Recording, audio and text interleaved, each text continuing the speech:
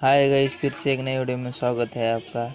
Free में bundle लाया है, देखो स्पिन करने का। मेरे पास 37 कार्ड है, देखिए खुलता है क्या। स्पिन करके देखिए, एक बार 10 का किया है। ये देखो गाइस, खुल गया बंडल। भाई मुझे पता नहीं था खुलेगा, एक ही बार में खुल गया। आप भी ट्राई करना गाइस, आपको भी खुल जाएगा। न्यू बंडल आया है फ्री में।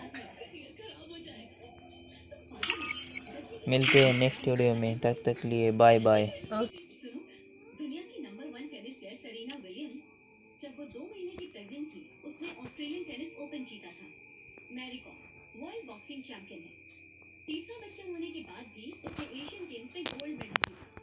बच्चे की परवरिश दोनों